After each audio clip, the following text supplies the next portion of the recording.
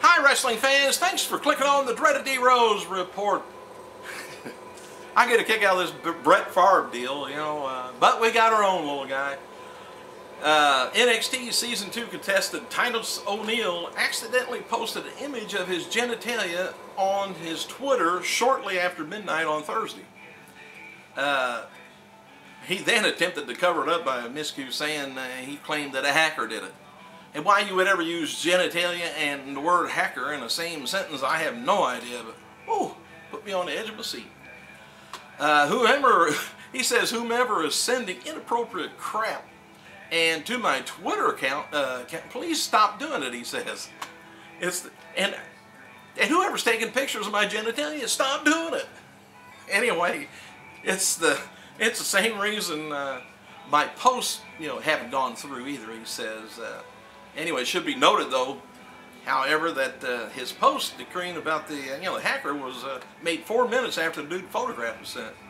And more incriminating is that the posts were via his BlackBerry's Twitter app. So you gotta kind of have that right there in front of you. While the nude image was quickly deleted, though, the followers of O'Neil, which I don't know how many there are of those, at least probably 2, captured the entire ordeal via a screen grab, it's called. And thus his image is roaming online. And if you see it, don't send that. Just keep it to yourself. Don't send it to me. I'm alright. It was announced earlier this week, the episode on SmackDown, that which airs, by the way, overseas, that a member of laycool is defending the WWE Women's Championship against Natalya at Sunday's Bragging Rights pay-per-view, but it's just going to be Layla, which is good. Tonight's SmackDown features a segment where laycool mocks Natalya's family as Layla appears to dress up as her father, Jim the Anvil, and Michelle McCool comes out as Bret Hart. It's a funny bit. I watched it just a little while ago.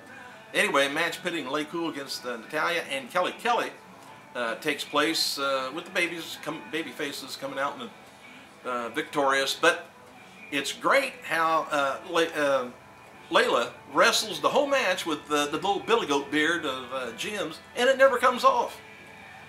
The wig don't either. But it's kind of a funny match. And when I looked at that billy goat beard on Layla, I just wondered if the drapes matched the curtains.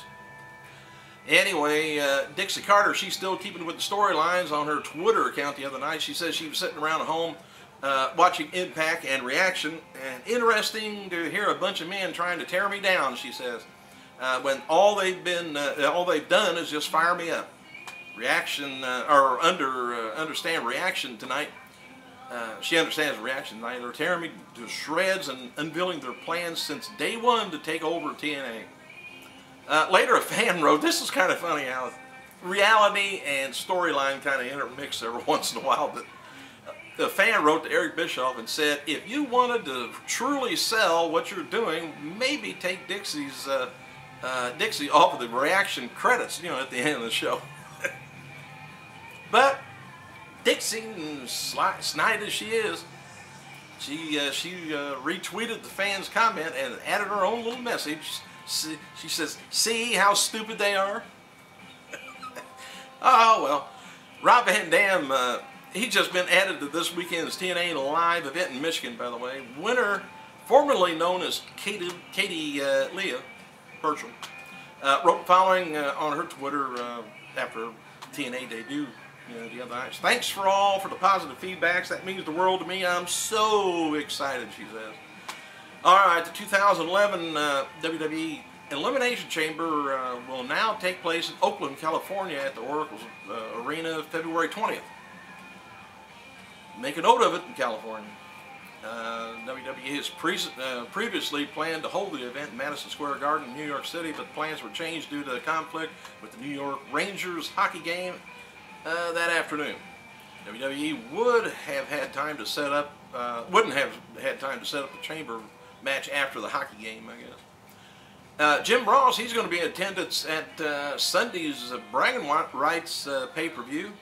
I wish they would put a microphone in front of him. I just don't like the banner that I like Jerry Lawler, that Jerry and Cole does. They giggle back and forth at each other and say little cute and clever things, but the match is going on up in the ring and they're not commenting on it. That's what we need, color commentating. SmackDown superstar Chris Masters now on Twitter account. It's at WWE Master P. Says, anyway, Masters is sporting a black eye, by the way, from his match with MVP and Drew McIntyre and Cody Rhodes on Tuesday nights that airs Thursday on WWE Superstars. If you still got it on tape, take a look at it. The return of WWE is Tough Enough, by the way, is a hot topic backstage Monday and Tuesday night at the tapings. It's feeling that NXT will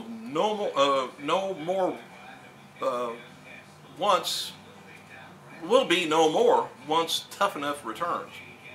They've been doing a lot of the same thing they did on Tough Enough on NXT, but anyway, Sheamus is going to be appearing at 1:30 in Bloomington, Minnesota at the Mall of America's Best Buy store, autographing, signing things for the first 300 fans in line. Don't want him to go over 300 fans because he may get carpal tunnel. Comcast is co-promoting WWE's bragging rights, by the way, pay-per-view, and UFC 121 with Lesnar taking on Vasquez. Both take place this weekend, by the way. Comcast is calling it 2 great reasons to stay home. And the gas prices, they went up too. There's apparent heat on WWE diva Vicky Skills from the UK. The problem stems from racy photos. Oh man, more of that. Now, if you see hers, you go ahead and send those. That came out online shortly after it was revealed that WWE had signed her to a developmental deal. I don't know who researches all that. Ticket sales for Sunday's bragging rights are reportedly lower than usual. I'm thinking there means the ticket sales is low, not the prices. WWE is going to be holding WrestleMania 27 kickoff party Friday, November 12th from 7 to 10 p.m. Centennial Park in Atlanta, Georgia. Names advertised to appear is going to be the Bella Twins, Evan Bourne, and Ricky Steamboat. He's out and around.